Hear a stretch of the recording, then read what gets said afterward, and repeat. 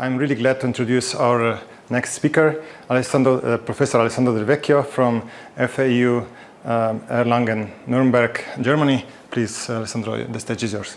Thank you. So thank you very much. Thank you, Professor Maresic and Dr. Kalc for the invitation.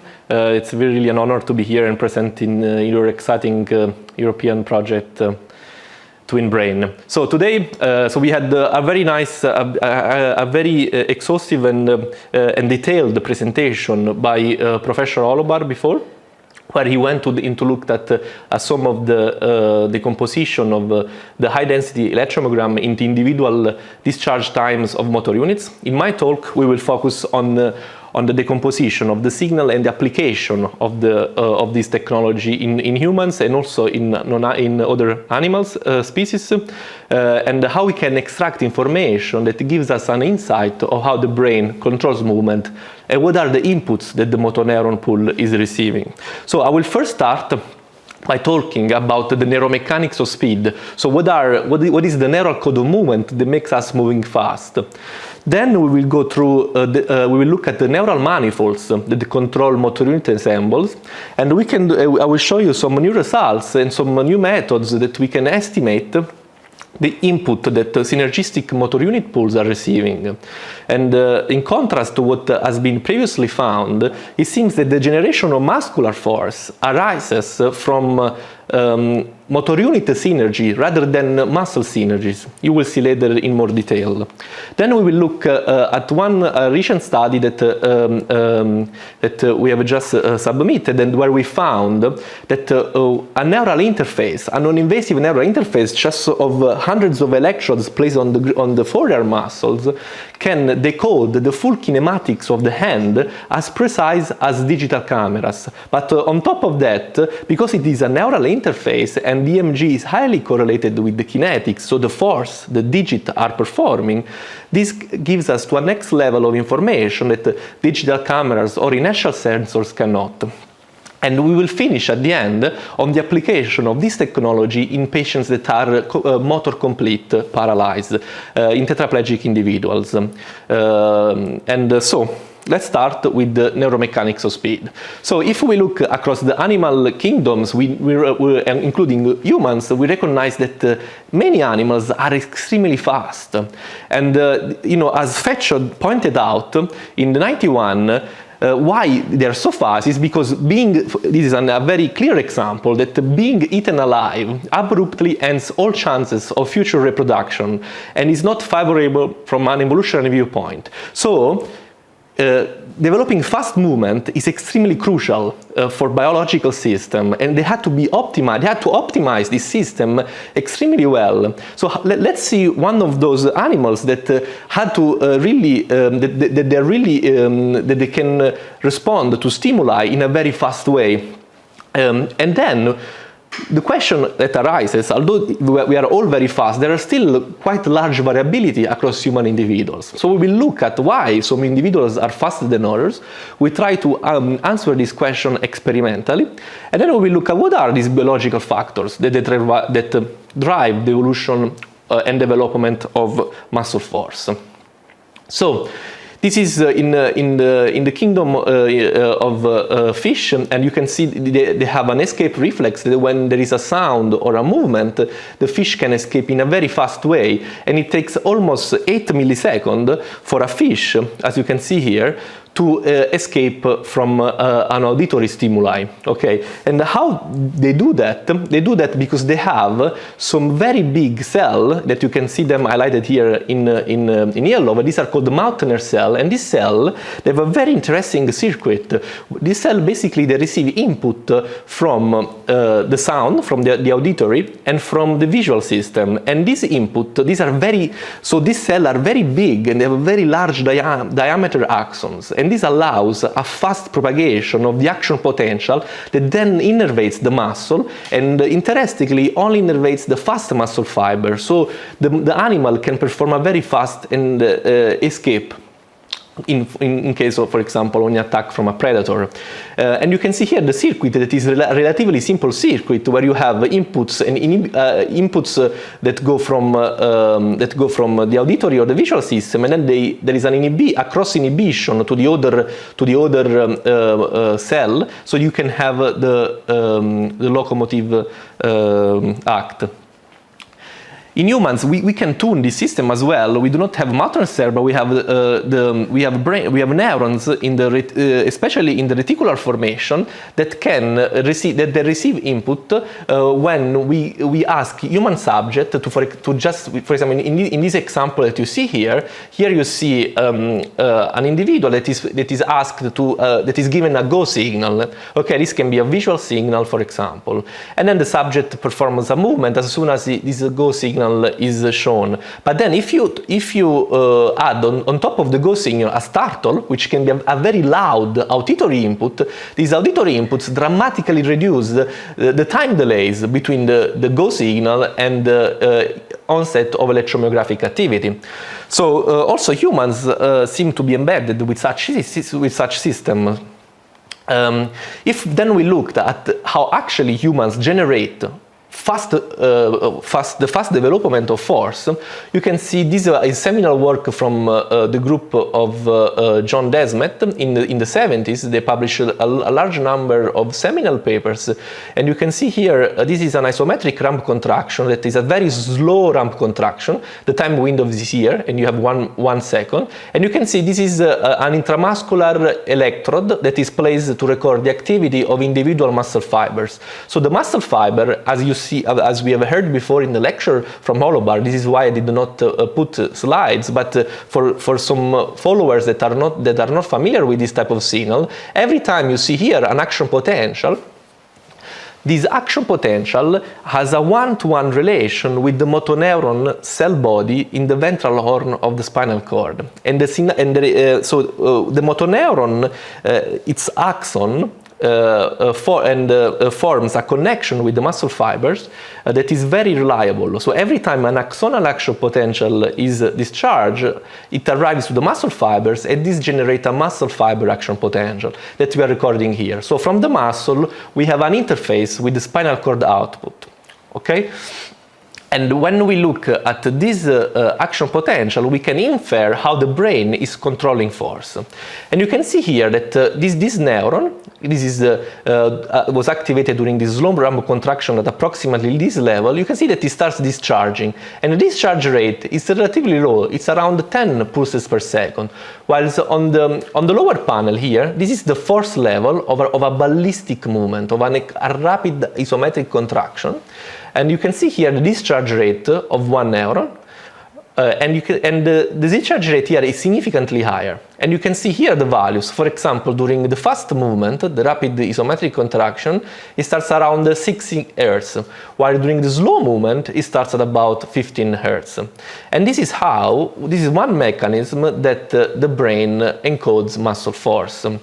We know now that there is another mechanism that it's even more responsible to explain the variability of why some humans are faster than others, and is how fast these neurons are recruited. And we define this as the recruitment speed of motor neurons. And we know that this variable, so if you identify several of them, you can predict the speed of your muscle relatively accurately in comparison to other persons. So the neural stimulus, as we will see now in the next slide, it's a strong determinant of muscle force. And the rest of the talk, I will focus on this in this first part on rapid movements. And as you can see here, you have three types of contraction. This is a relatively fast contraction. So this is it's a 20 maximal voluntary force per second. This is at 5% maximal voluntary force per second, and this is an isometric rapid contractions where the subject is a feed-forward movement. You ask the subject to be as fast and as explosive as possible. Here is in red, you can see the same motor unit, and displayed as with the instantaneous discharge rate of that unit, which is measured in pulses per second, and is tracked across the contraction. So you can see here the two main mechanisms of how the nervous system controls the rate of force development. One mechanism is the compression of the recruitment threshold. So for example, you can see that the unit during the slow contraction is recruited at almost half of the plateau of force. However, when we go a little bit faster, this is already, the recruitment speed is already diminished quite dramatically, because you have it here, whilst during the feed-forward movement, so when the system is in a full open loop, the recruitment threshold happens even before the onset of force.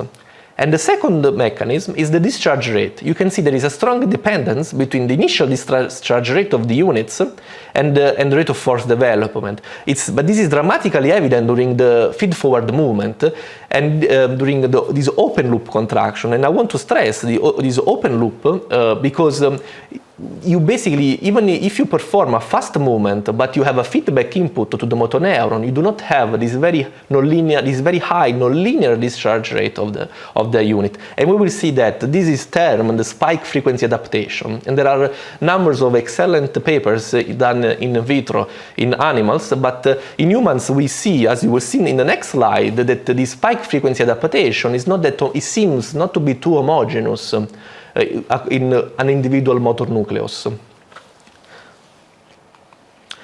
So now we start with a series of human work. In these human works, we wanted to identify if we can, what are because when you produce a fast movement, you can have several contributors that determine the speed. So the two main contributors are neural and muscular. So the muscle amplifies the neural input, and this we know from literature that almost from 50-60% you can predict the strength of a person. But it is not extremely strong, the correlation, but around 50-60% you can predict the strength of a person based on the muscle size. However, when we look at speed, this is not that evident. And in this study, I think it was one of the first studies to show why this happens. So in this study, you see here on this panel, this is with this line, with the continuous line shows an isometric voluntary explosive contractions, whilst the dashed line shows a stimulated contraction that is a tetanic stimulation, an octet stimulation at a very high frequency that elicited the maximum rate of force development that a human can produce. And you can see, for example, that this subject has a big gap between voluntary and involuntary. However, another subject, you can see that this gap is dramatically diminished. So now, when we look at the electromyographic activity, you can see that the subject that has a very strong, voluntary rate of force development, this is due to a high initial neural drive to the muscle, to an estimated neural drive to the muscle. So this means this is a very strong, it's a behavioral observation from the force measures, but now we also have electrophysiological evidence that you have a higher electrical activity. So electrical activity though can mean many things, because the amplitude of an EMG signal is confounded by many factors. So we wanted to see in this time window before the generation of force, if we can predict the rate of force development of an individual by looking at the motor unit firing rate. So we designed this study. So this was a longitudinal study, but that we also collected data to answer these questions. So which was if we can predict the rate of force development.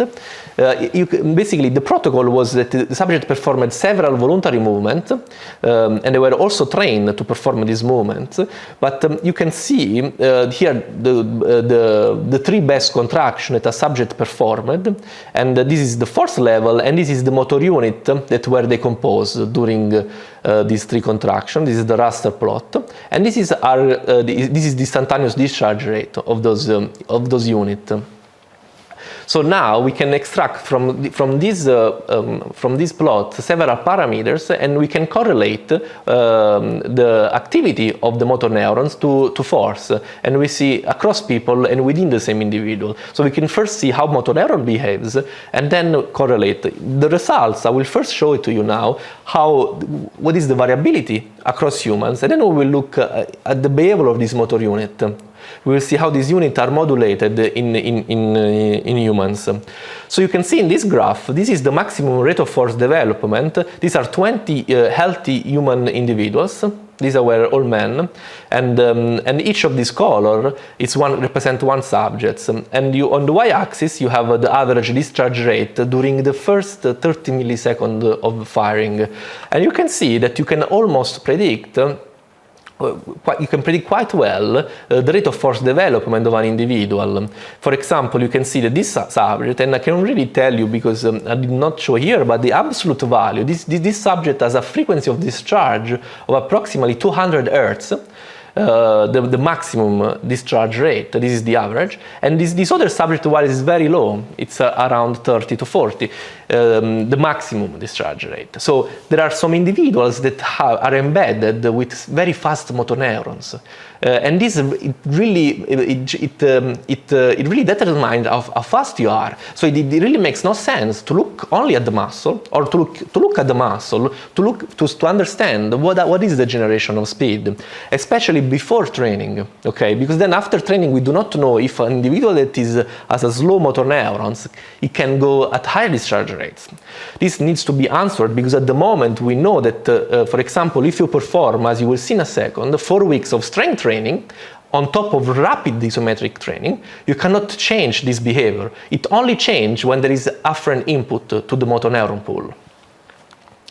And this is the study where this subject then were trained for 4 weeks, and they were trained, the training involved isometric rapid contractions and slow ramp contractions. So it was a pretty tough training. They came in the lab 3 times a week, and then they performed 10 of these times 4 and 10 of these times 4. So it was about 20 minutes of training. We only trained the ankle dorsiflexor, that you see them here. So we only train ankle dorsiflexion, and after 4 weeks we repeated the measures.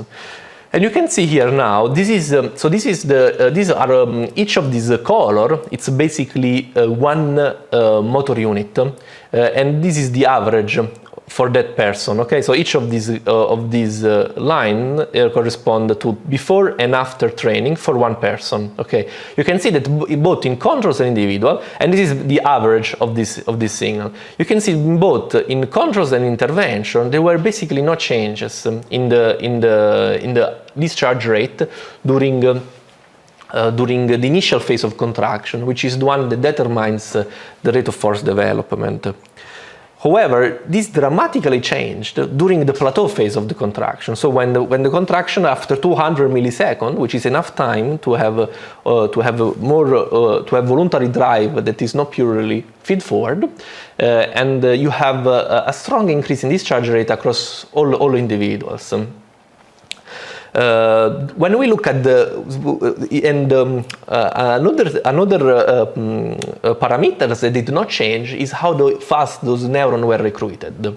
However, if we look at the recruitment strategies during a slow ramp contraction, you can see here 2 plots. You have the control and intervention group. So each of these dots represent one motor unit, and each color represents one individual subject. You can see that after training, all the motor unit during a prescribed isometric ramp contraction, this was 5% MVC per second, so it was a very slow ramp contraction. All the units were recruited earlier. And here you see the average across the population. So the force of the muscle was higher. So this means that very likely some properties probably of the muscle actually decrease after training.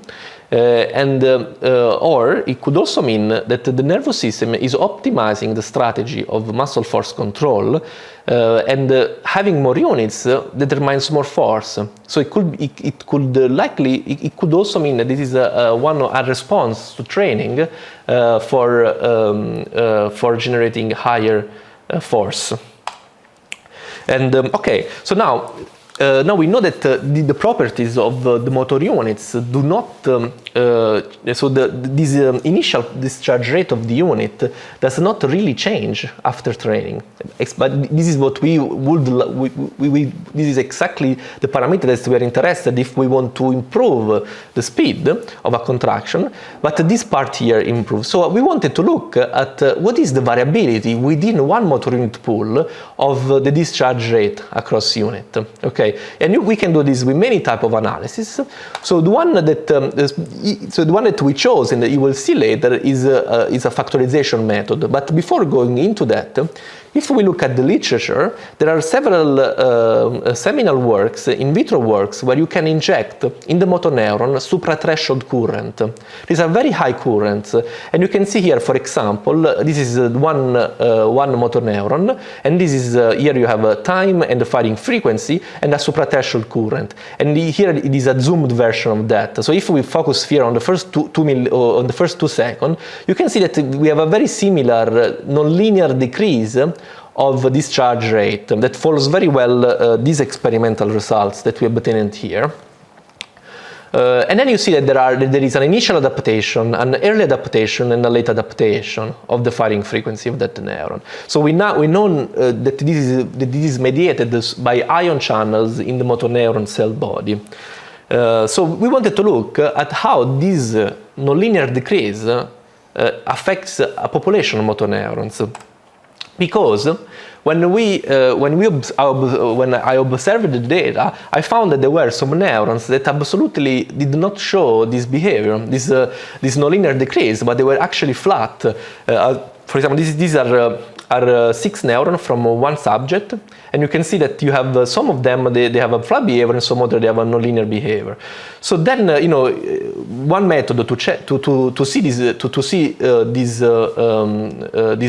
the behavior across populations of unit and subject is the first is to compute the spike frequency adaptation ratio. And you can see here, this is basically this is just a ratio of the value that you have at the beginning of the contraction and at the plateau. All right. So on average, motoneurons are 3-4 times. The discharge rate is approximately 3 times higher. And here you see all the subjects, and these are the individual motor unit. So the average is around 3, and this agrees very well with studies in rats that they basically injected suprathreshold currents.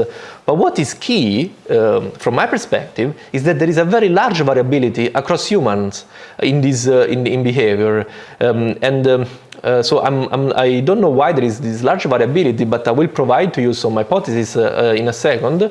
But one key parameters to take from this slide is that there is variability across humans in the spike frequency adaptation. So then when we take the motor unit from all the subjects, and you can see them here, and from all the different contractions, we can then apply a factorization algorithm and find the principal component, find potential principal components that are some latent modules that determine the behavior of those neurons.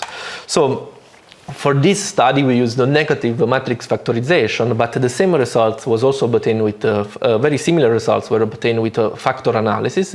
And basically these are factorization method where you want to where you have the templates and the activation, and you want to reconstruct from the templates and activation the behavior of those neurons. So you want to find some activation that explain most of the variance of the original signal.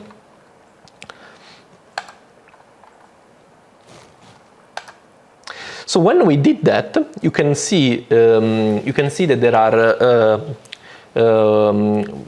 several parameters. In this case, we focus on the first 3 parameters because after 3 parameters, the increase in the reconstruction accuracy did not increase significantly. But you can see already by naked eye that there is one pattern, which is the classic nonlinear decrease pattern, and then there is this flat pattern, and this is almost the same. They are representing the same signal, these 2 components. And this is the variability across subjects. So there is a large proportion of units, around 40% of the units, that shows a flat component, and another 40% that shows a nonlinear decrease in the discharge rate. So what this might mean, it could mean that there are different inputs to the motor unit, or also it could mean that the motoneuron itself have different properties. I'm much more, I think the hypothesis is that there are that some neurons receive specifically different inputs.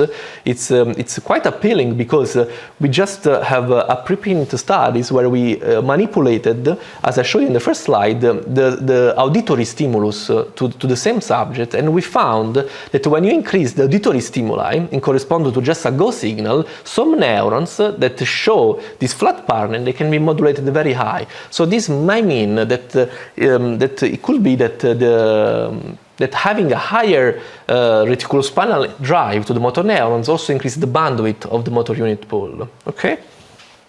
So it is a supraspinal component.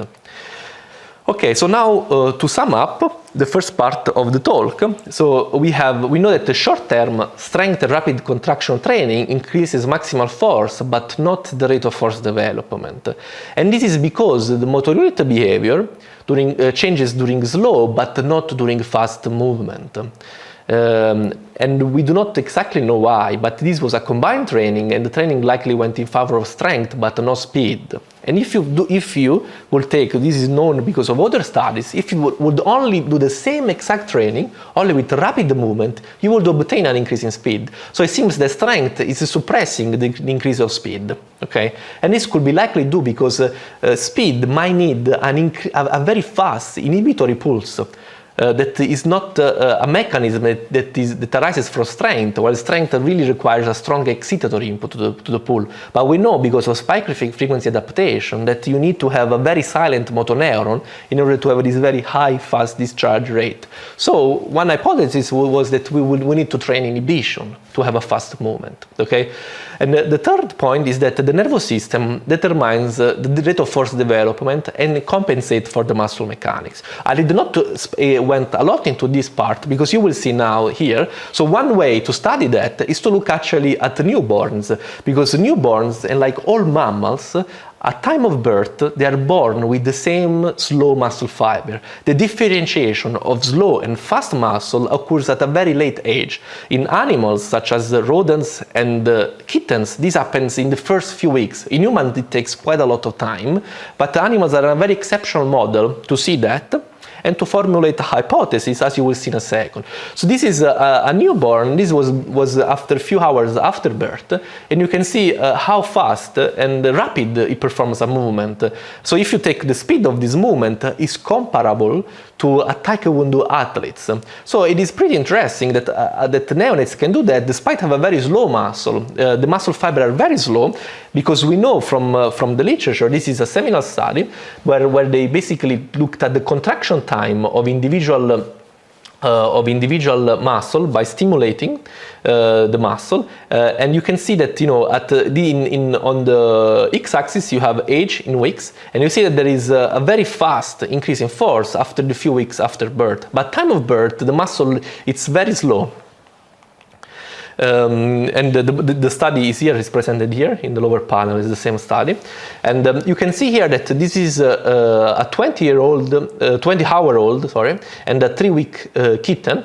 And you can see the responses to the same stimulation paradigms, and this is the same timeline. And you can see that that you start so you have a very fast fused tetany when you are basically after birth. So the modulation of the discharge rate and recruitment speed, it must be minimal, because you have a very slow muscle, so increasing the discharge rate will not further augment the rate of force development, as you can see already here, that with a very fast stimuli, you can have a very fast response, while here it remains relatively constant. So, we want to test, so because all mammalian muscle fibers, as I mentioned to you, at time of birth are virtually similar, and because of this fast fused tetany with low discharge rates, we hypothesized that the neonates might develop high rate of force development with high synchronized motoneuron firing, because the synchronization maybe is the only mechanism that the neonate can take the full advantage of the system. And so this is based on extensive evidence that the synchronization, it seems, already strongly present after birth, because the theory is that what fires together merges together, according to the Hebbian theory. So by having a high synchronization, then you have a fast development of the nervous system. And this was published, for example, in this work where you have several. Where you have, in this case, the motoneuron were measured in the spinal cord, and you can see that you have almost a synchronization at the millisecond time scale. And you do not see this in humans. If you perform a cross-correlation at the millisecond time scale in humans, you'll obtain a very low cross-correlation. You need to go a bigger bandwidth. You will find significant correlation across two neurons at bandwidth below 20 Hz, but still that will be not that strong. But in neonates, you have a very strong correlation at the millisecond time scale. And we wanted to see first if we observe that with our methods, so with the decomposition of the high density electromyogram, and if we can, if this is modulated speed in neonates. So this was the experimental setup, that we were placing the grids of the electrodes on the babies, and this is an example of decomposition. So you already seen by Aleš a lot of this plot, so I will not go so much into details, but what this plot means, these are 4 units, that this is the raster plot of 4 units, and this is the average instantaneous discharge rate of these 4 units, and this is the output of the independent component analysis. This is the separation vector, that is the output of the blind source separation, and this basically tells you is a vector that is equal to the length of the EMG signal with height that is proportional to the probability that that motor unit at the time instance is present. And on the other axis you have the instantaneous discharge rate in this time window. Okay, and you have then some motor units. These are the same for motor units here, and these are the hotspot of the motor units that were located in the grid. And you can see that they're in a different location, and this is the shimmer plot of these four action potential. Okay. This was the first methodological part of the work, to see that we are really looking at the same unit. And then we looked at, for example, this is around 1 minute of spontaneous movement of the neonates.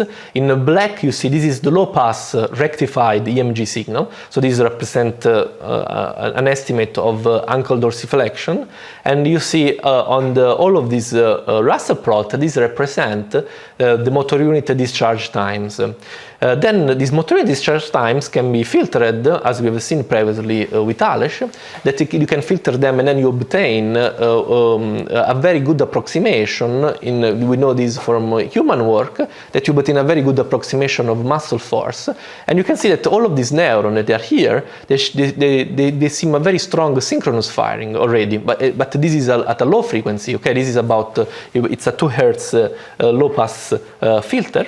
But then when we look also at the millisecond time scale, you can see that that these neurons are quite highly synchronized. And the cross-correlogram also shows that this is with a very small bandwidth, the correlation. You see at a very significant peak, and then you see that the discharge rate from the neonates and the adults does not dramatically differ. It's the same. But the synchronization, yes. So the neonates, despite having the same discharge rate, and this is the only method that you have to compare synchronization and discharge rate, you see that it's significantly higher in neonates. And then we recorded the kinematic data. The kinematic data when the neonates were performing spontaneous movement that you can see here, and when every time we found the time instances, for example, when there was a fast movement of the neonate in the x and y axis, we looked at how neurons were there, how the synchronization was in that time window, and in that time window it was even higher. So that really means that synchronization is encoding the rate of force development in babies. I mean, it is important to, I think, to remember that animals after birth they already need to be fast, as I mentioned in the first slide, or you might be eaten alive, so it is important to have a system that can still develop fast movement despite a low muscle output, okay? So the point is that the nervous system compensate for the muscle mechanics. You see here the video, while the neonate was performing this fast movement, you see the foot kinematics in blue and the EMG activity in red, and below is the instantaneous discharge rate. And you can see a very strong synchrony with the movement and the population of neurons.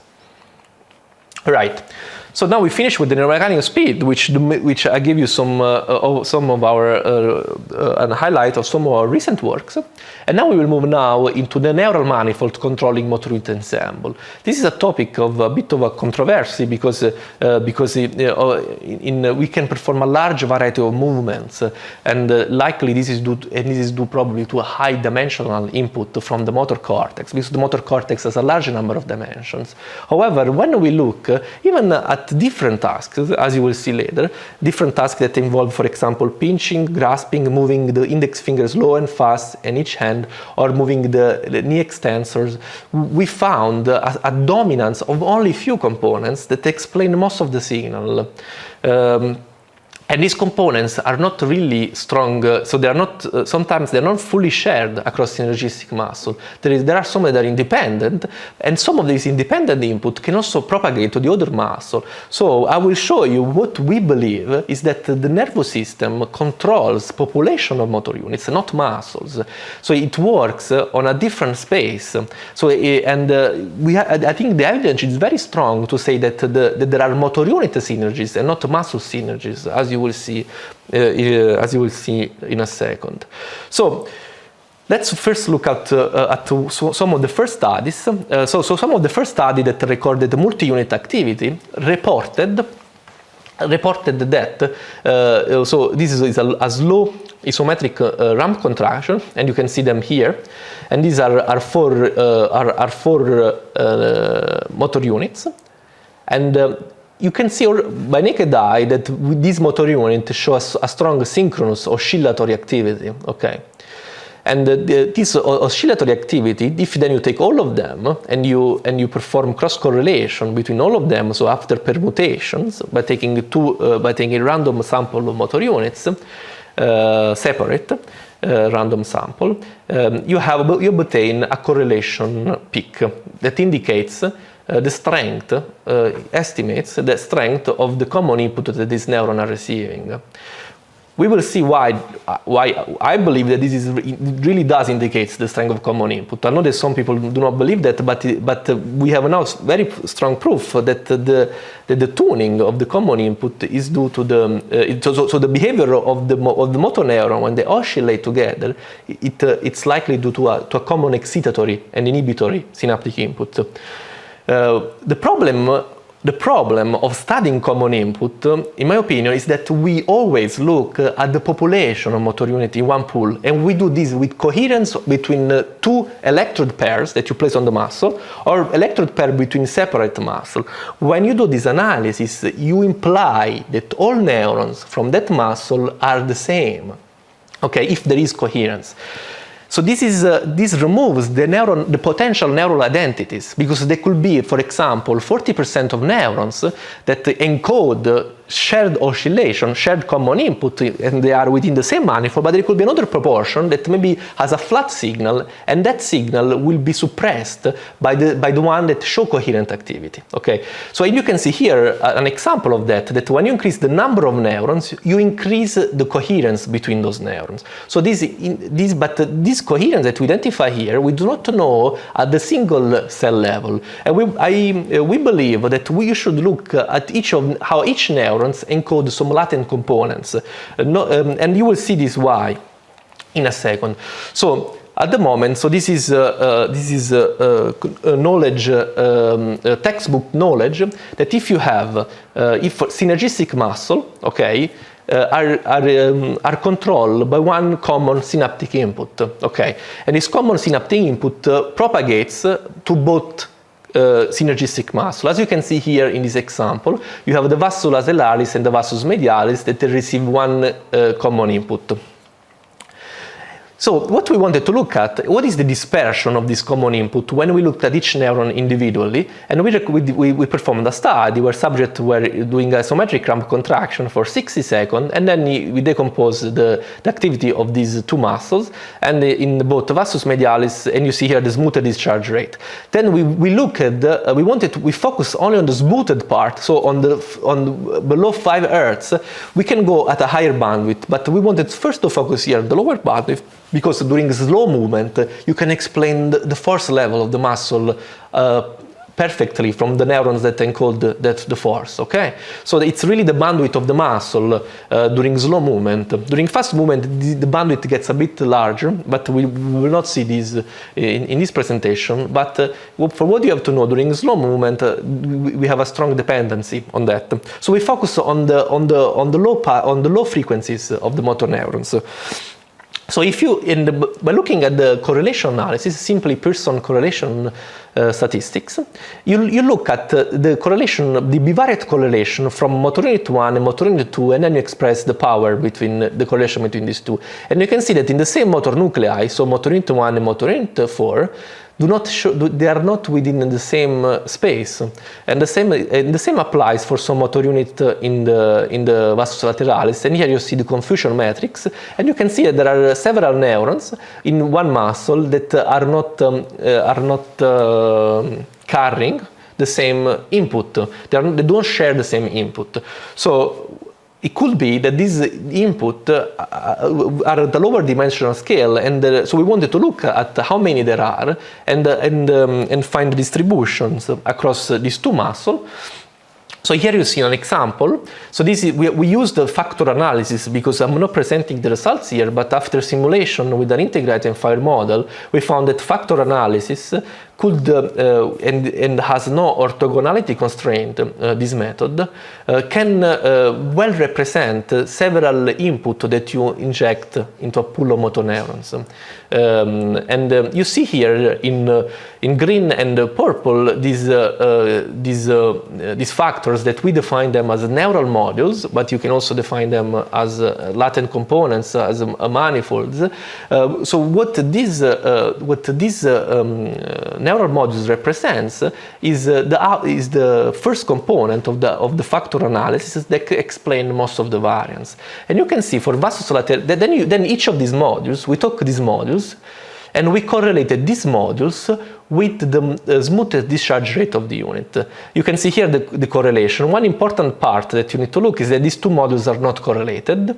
And here, so the graph that gives you a very fast picture of the system is this, where you have on the y-axis the correlation strength only from module 1 and module 2. So for example, this unit here, they receive only the neural module 1, where there are a large number of units from this subject, both from the VM and VL, that they receive an average of the two input. I say average because when we did the simulation, the average of the two independent inputs, it goes exactly around this space.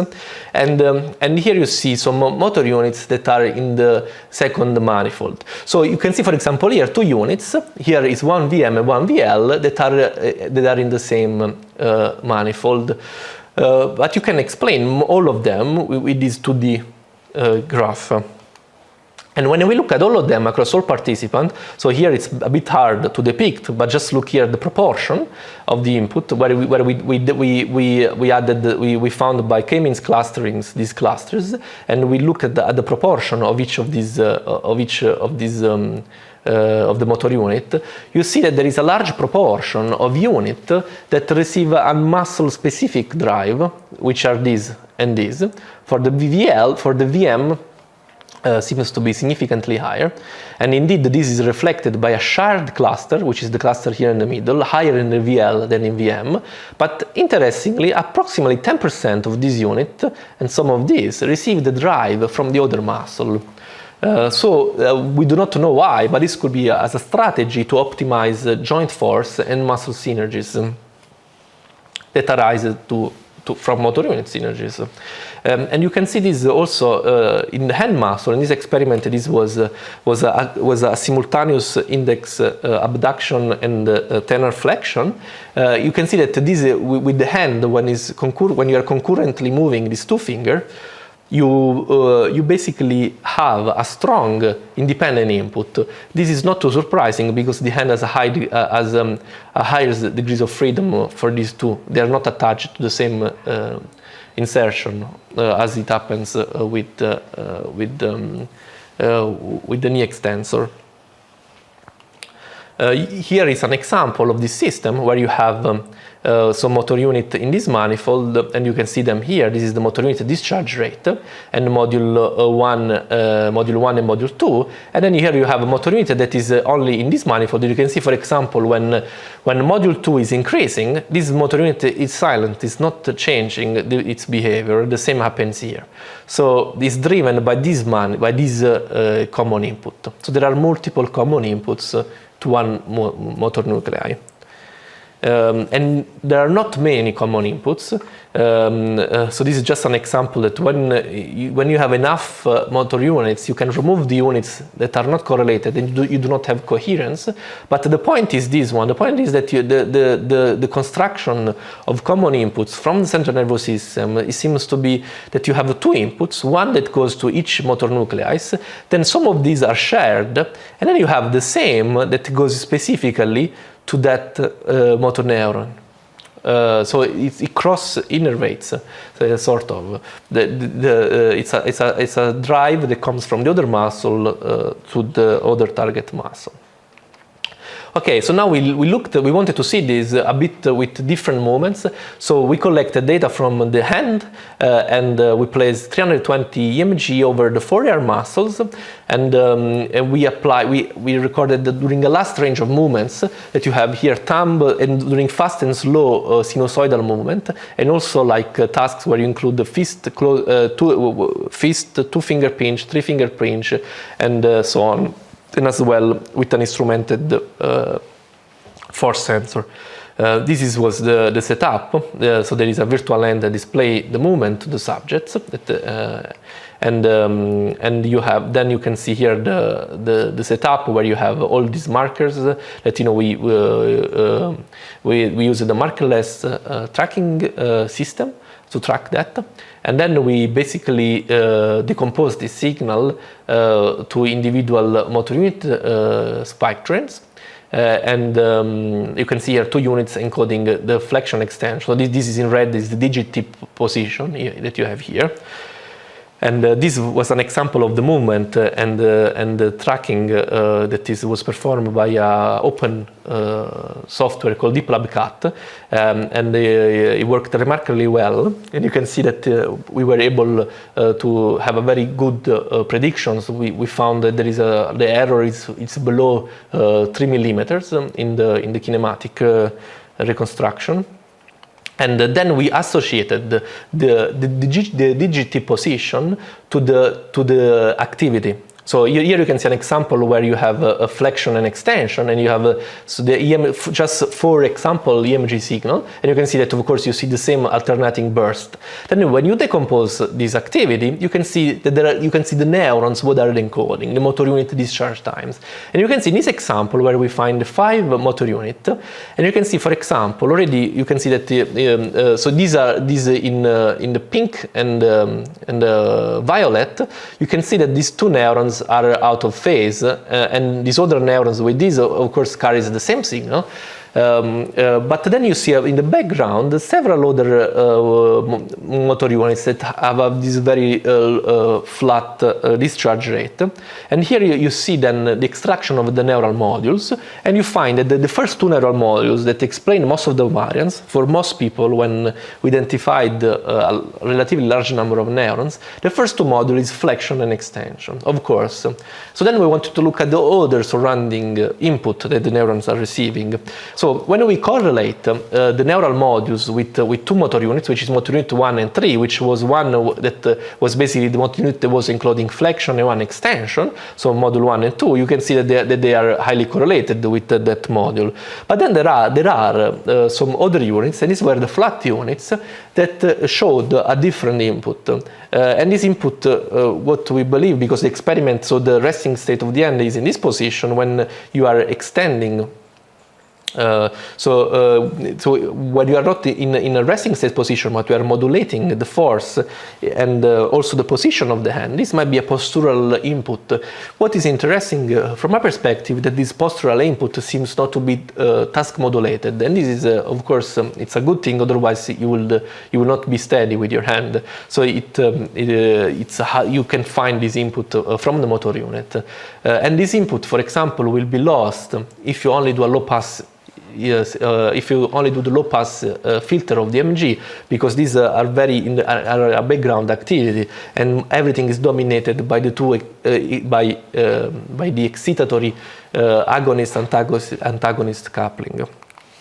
Here you can see all the motor unit, but all of the activity of the fingers motor unit across all tasks and the same motor units, you can see that they are explained by two factors. One is the agonist or antagonist movement, so and the other one, you see that there are several units here that you see that have a low correlation. This unit here in this space, and these are likely some units that encode postures.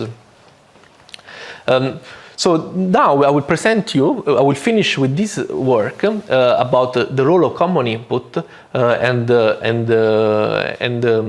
manifolds that control movement during a different task.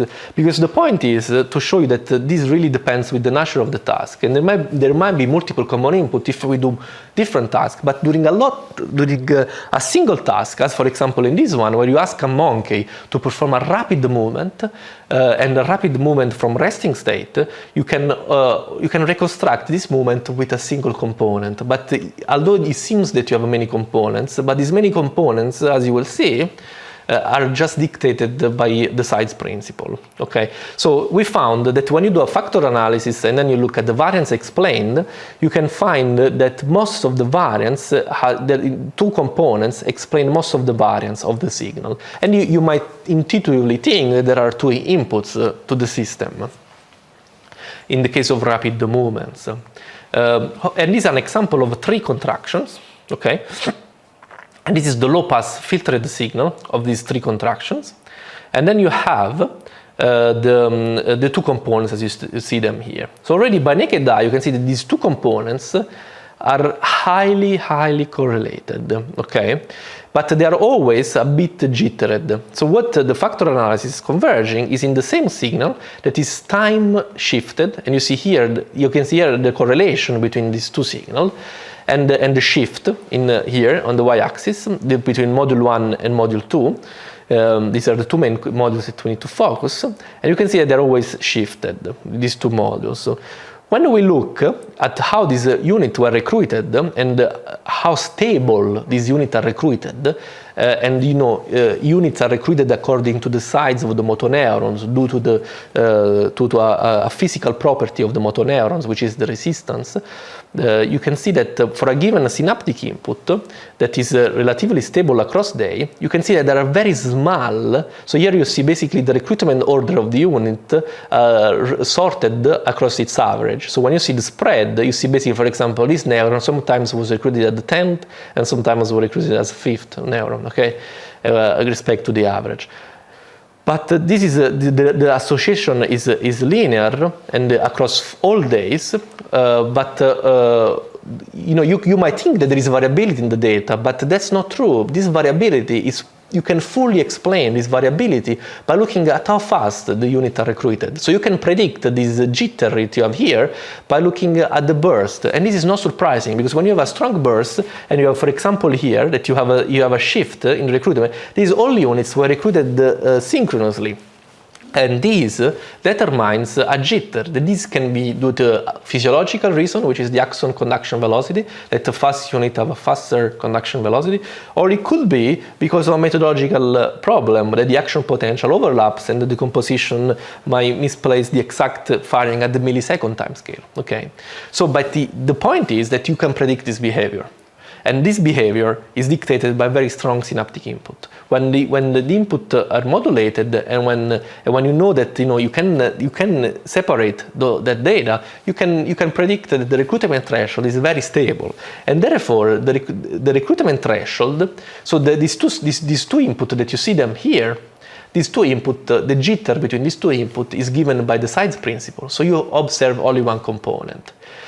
When you look at many muscle and you low pass filter them, so these were 8 muscle in the same animal with implanted intramuscular EMG, and you low pass filter the signal, you can see that 80% of the variance of the original signal during this movement is reconstructed by one common component. So this component does not only go in one muscle, but across muscles. Okay, during this simple 1D task, which is elbow flexion. There is not one common input or manifold, but more than one. However, during one task, this number is not high as observed in motor cortex, and we could explain all of our tasks with 2 or 3 common inputs. Now we need to see if these inputs are also stable across the change in task position, joint force, in joint angles, and so on, and also joint force. And the last one, before going to the last talk, into the last topic, we will now look at some of our recent results that these do not use decomposition, or we just want to leverage the information from the motor unit action potentials that arrive to the high density EMG to predict the kinematics of the movement. So we want to see, because theoretically we should be able to be as precise as the digital cameras. If we look then in robotics and in other fields, we can predict only a small number of degrees of freedom, because most of the methods they use there, they are not they don't really focus so much on the deep learning part that you can use with this type of signals, because there are so many nonlinearities in the signal, especially when you move the hand. So we wanted to use a deep neural network and try to see if we can be as good as digital cameras, for example. But there is a very big advantage of having a neural interface and not digital cameras, because with a neural interface you can predict the forces of the digit. For example, when you're grasping something, you do not know with any inertial sensor or cameras what are the forces acting on the object, but at the same time it's also very relevant because with a neural interface you are actually before the movement. All right, and these could have several applications. So this is the rationale of our work, that you have, so we know this from basic physiology, that you have neural information that is transmitted to alpha motor neurons, and we know since the seminal work of Sherrington that the motor neurons represent the final common pathway of control. So from a computer science perspective, this neuron represents the binary code of movement that is represented here. So the binary code of movement goes into the muscle, then the muscle applies some filtering of this signal, and then you have joint movement. So now the idea is to take this signal, record the action potential that this binary code arrives to the muscle, and give it to a neural network, and train the neural network, punish the neural network on the prediction accuracy that are based on the kinematic data from machine vision. Okay. So this is the experimental setup. We have we had a total of 22 degrees of freedom of the hand, which are most of the degrees of freedom, of the functional degrees of freedom of the hand. Single digit, you can see them all in this slide and here. So all the end degree of freedom moderate we had. This is the experimental setup. And this you see all the movements that we recorded. You can see now this shows you the movement of the person and the kinematics. And this is the artificial intelligent output.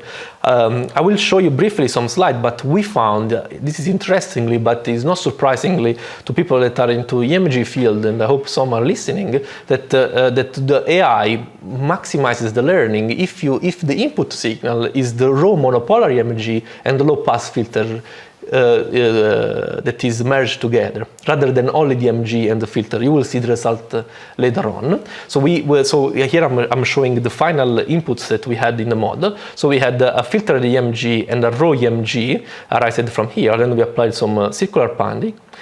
And then this signal goes through a series of 3D convolutional layers with very big kernels that try to optimize and learn within bins of approximately 100 milliseconds to try to predict both the kinematics and the joint kinetics. The joint kinetics we measured with a ball with an instrumented force sensor that the subject were pressing. You see here the analysis, that then how we basically tested if our predictions are correct. We basically have here the EMG signal and the AI. Then you have the ground truths that come from the machine visions. Then we computed the Euclidean distance between the prediction and the ground truth. At the same time, we had to apply a procrustes analysis. So this type of analysis does not change the position of the fingers, but it only translates and rotates the image. And this was because the eye had a little of a jitter in the output. But with a procrustes analysis, which is a very reliable method, we were able to remove all the jitters created by the eye, and this translates then the hand in the same position as it is physically, and you can then compare the two. And we had several subjects. We had the 13 subjects, as you can see them here, that were performing all of these movements, and you can see here the test set. Before and after procrustes, already before procrustes analysis, you can see that we have an error of only, it's a relatively small error. It's around 7 millimeters that it goes massively down, around 3 millimeters on the test set. But then we wanted to look, what about if we really record data that is not really seen, are random movements that the subject is performing with the hand. And this, the variability, it did increase a bit in the prediction accuracy, but we are still in the order of 9 millimeters. So if you then think that the error that you can predict from a digital camera system is around 3 millimeters with terms of artificial intelligence, we have a relatively very small error, as you will see in a second. But what you get on top also is the estimate of force. This is how it looks, and for a large number of movements, you can see that they are almost the same, with the benefit that you do not need any sensors applied on the hand, or you don't need the camera system to move with you if you want to track the hand system, because this can be embedded into a wearable device. You can see that it's learning a lot of movement, and also it's interesting in some part also the enslaving. But this also has a very strong physiological finding in my perspective. This tells us, because we are recording far away from the intrinsic end muscle, it tells us that you can decode all the information of the hand. These are 22 functional degrees of freedom of the hand. This is what you need. It is even more than what you're doing for daily living. Yeah? Prosthetics users, they have not even a tenth of those degrees of freedom. Current prosthetics. But that's not the point. The point is that 22 degrees of freedom of the hand you have all the information in the extrinsic end muscles. And this could likely be due to what I was mentioning before, that the extrinsic and intrinsic end muscle shared a strong common input. And this is was I mentioning to you at the start, that then we can understand what the AI is learning just by changing the input filter of the EMG signal. And you can see that if you really want to reconstruct the kinematics, you must go in monopolar derivation, plus the 20 Hz filtering. But already if you compare the monopolar derivation with, for example, the 5 Hz low pass filter, and this is what is done in currently all prosthetic applications, you can see that the error dramatically increases. But this is because the information, the neural code of movement, is encoded by the motor unit action potential. And the motor unit action potential carry information from bandwidth that goes from 80 up to 300 Hz. So when you low pass filter them with such a strong filter, you remove that information. And you only focus on the main information, on the strongest information in the signal, but you remove, for example, unit from deep muscle that have a very low amplitude.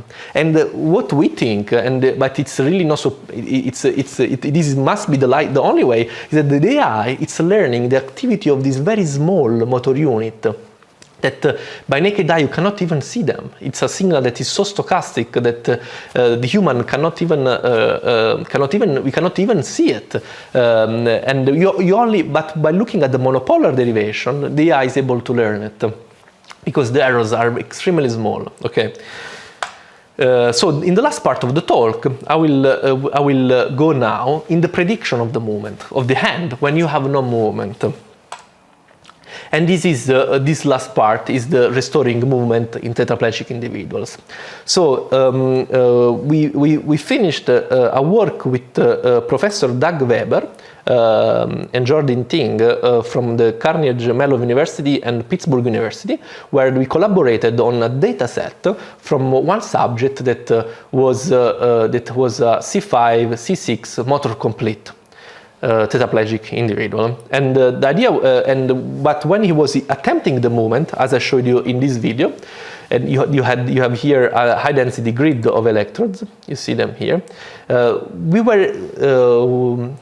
were able to observe clear and distinct pattern of EMG activity that seemed to be correctly, that you could correctly classify the global EMG into the distinct hand movements.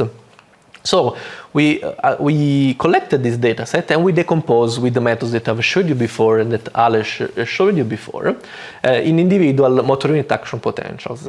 You can see here the hotspots of a 3 action potential and the shimmer plots on top of these 3 neurons. And so then we apply the same analysis as a factor analysis. This is, for example, when the subject was attempting index flexion and extension, and you can see that there were 5 neurons that were activated. This was quite a long contraction. It was around 2 minutes. And you can see here now the 2 main modules. You can see there is a very strong module, always active, that is quite oscillatory, it goes up and down. And also there is another module in the background. We will see in a second these 2 modules. But what you have to now to see is that these 2 modules have most of the power of these 2 modules is at 0.5 Hz, which was the frequency of the movement that we're asking the subject to perform. Okay, so the hand he was observing in the monitor was going at that frequency. And when you zoom in the signal, here you can see here now a zoomed version of 10 milliseconds. You can see that you have 2 modules that are one was encoding the flexion and one extension, and you can see here the 5 neurons that are how they are correlated with this, and you can see some neurons only carry this signal and some other the others.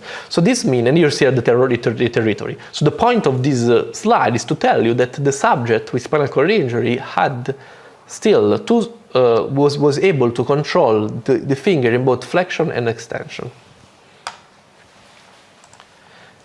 So now, this was an individual subjects, and although I think it's quite remarkable that you can then basically use now this technology, you can apply it online, as you will see soon in a closed loop. Although it's one subject, you could basically restore the hand movement of this subject without any information, for example, from other part of the nervous system, such as spinal cord or the brain, but just from motoneuron interfacing. This is the first part. But then the second is how many patients are like that? And maybe these motoneurons, we can even train them. We can now rehabilitate them. And then as soon as we have one or two, this is enough for a neural interface, because the motoneurons, as you've seen, carry highly functional signal that determines movement. It's a signal that has a low dimension, has not such a high dimension as the brain, and it will take you only a few minutes, for example, to train a spinal cord injury person to move, as you will see in a second. So we collected 12 participants. This is a collaboration with Dr. Matthias Pomficht and Professor Thomas Kimpfe from Erlangen and Rummelsberg Hospital in Bavaria, which is a great neurology center and spinal cord injury center in Germany. And you have 12 participants, including 8 participants with C4, C5, and C6 lesion. All of these participants are classified as motor complete, and 2 of these also are sensory complete. And this is how the movement, one thing that is important to remember, that these subjects can move the finger, can move the hand, so can have flexion and extension, but do not have control of the digits. So this was the experimental setup, and we had basically a virtual hand that was synchronized with the EMG signal. And was showing the tasks of the subject. And we also did the same experiment as in healthy, so fast and slow movement, full hand opening and closing. And interestingly, we were all a bit shocked that we found spare motor units in all of them where they were imagining the movement. But then now the question is, are those units, we can detect them online as well? So now I will show you only some initial study about this. But you can see now, for example, so this patient, you can see here the MRI scan of the spinal cord, and this is the digit, the attempted digit finger position. You can see this in gray. Okay. And you can see that there are several neurons that are actually are modulated only when there is one of the other movement. Okay, they are activated in bursts that follow the trajectory of the movement. And this is, for example, during a grasp task in one patient. And this is so you have here grasp task in green and index task in blue for subject 2 and subject 8. And you can see this, what I was mentioning for some time, you can see this unit here that is task modulated according to the finger movement. And this, each of these dots is basically the number of units that we identified across the different movement. You can see also, if you are familiar with the EMG decomposition, in some subjects we identified in the extrinsic S muscle more than 20 units, and we never found this in healthy humans. But this also tells us one thing that Aleš also told today, that the composition is strongly affected by the number of units that are active. In spinal cord injury, it is paradoxically an exceptional model for studying decomposition, because these subjects do not have many units left, and so that's why the composition in some of them is working so well, because it's easy to separate the contractions, the movements, because it's like a simulated very low force contraction, okay? So now you see this patient that he can move the left hand, but he cannot move the right hand. So he can move a little bit the left hand. The right hand is paralyzed, but this is a ramp contraction. And then you have here the online decomposition, and this is here you see basically the smooth discharge rate of that. And you can see that the subject can control the ramp contractions relatively well. So he's able to task modulate, and you see here at a bit of a higher force level, it can go to that level with the spared motor units that are left. And you see absolutely no observable movement in the hand that is injured. This is the same subject. Well, you know, we basically had a classifier and a real-time predictor of the hand movements. You see here that you have the control hand on the left hand and the predicted hand on the right hand. So basically, the control hand is giving us the input that we want the person how it moves, and on the predicted hand, you see his attempted task. So now I'm showing you only here. This is an old video, but in the new video that you will see, hopefully you will all soon see, he was able to control 3 degrees of freedom, which was hand closure, pinching, and index finger. And with this slide, I finish the talk, and thank again the organizers. And if you have any questions, please just go ahead. Thank you, Alessandro, for your great presentation. Yes, we have indeed one question, and it's really technical because I know the guy who is posting, okay. And it's an engineer. So it's possible that a network learns to differentiate the motor unit themselves? Yes, I think so. And yeah.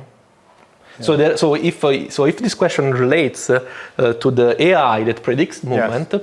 So when we look at the kernels, so what the neural network is learning, actually the kernels do not look like action potentials. They look like wavelet transforms. But you know, this could be a series of, it could be like a pattern of motor unit action potential merged together. But it is possible that the neural network is learning the action potentials. Yeah. Sure. Thank you. And some of our listeners were maybe a little confused. You used the terms motor neuron and motor units, mm-hmm. probably interchangeably, mm-hmm. and they were maybe a little confused. Yeah, okay. So this is a good point that is nice to talk about it. So the correct term is that you should always say motor unit, because we record the motor unit action potential. But we know that every time a motoneuron discharges an action potential, there is a motor unit action potential. So physiologically, you can say that there is a one-to-one relation between these two. So you can also use interchangeably. And then, you know, also colloquially, it's also sometimes a bit annoying to always say the same word. It's nice also to change. So this is why we also use them interchangeably. Yeah? But physiologically, it is correct to say that when what you record at the muscle level, it's the activity of the motoneuron with a delay, but the delay is minimal, right? Because the axon propagates at very fast speeds. Sure. Yeah. And another question. So your first part of the lecture was about how to get fast, or what fast really means. So as both we have a background in sports science, of course, a lot of sports are who is faster.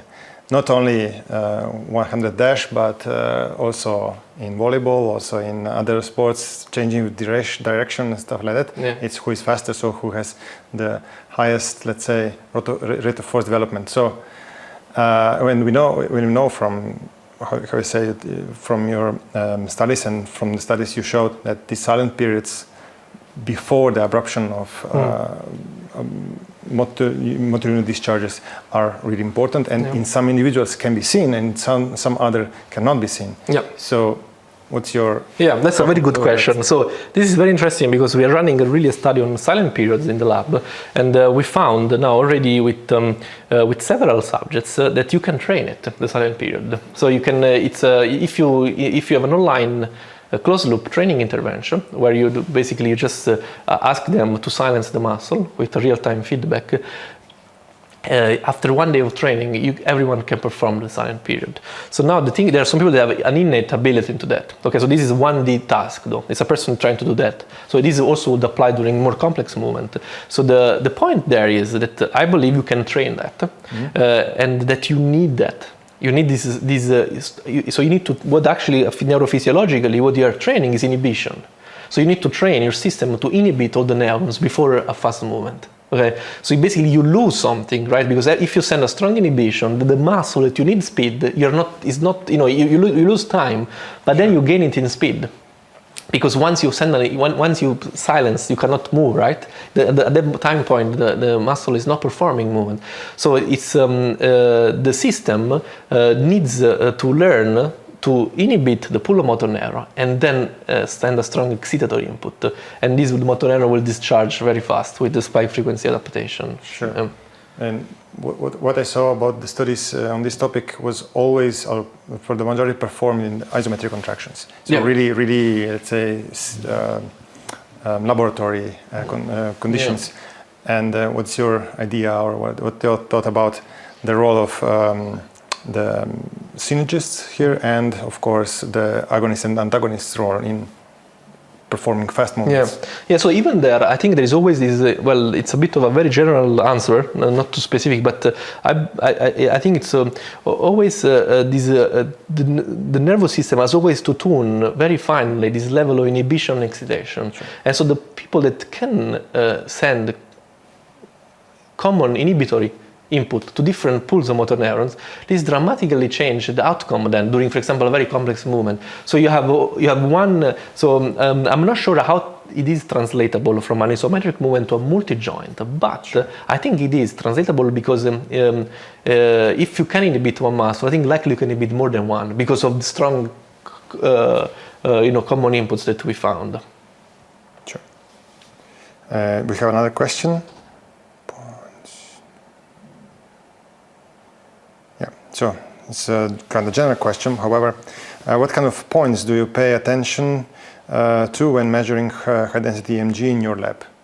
Okay. So So the points I pay attention is, although some people don't, but I always shave the skin. Always try to clean them very well. The skin. There's a very minimal.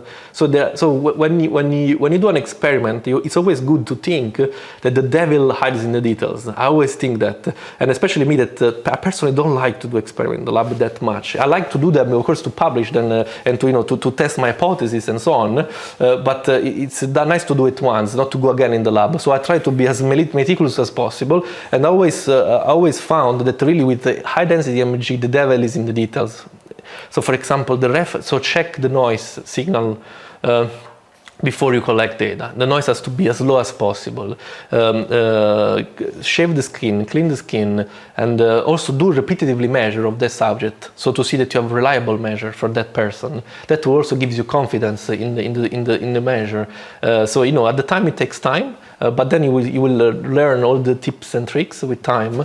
So just go in the lab, get the data, and then you will find. But try to really pay attention on all the details because we need a very good monopolar signal for the decomposition. Yeah. Sure. Yeah. You're really, really important insight because, of course, we are adding a little noise here, a little noise there, a little noise there, and then the data is unusable or suboptimal, and then of course this method of decomposition is really, really, let's say, difficult to do if it's really affected. Yes. So thank you for your presentation, and we'll have a short coffee break. Thank you everyone, and thanks again for the invitation.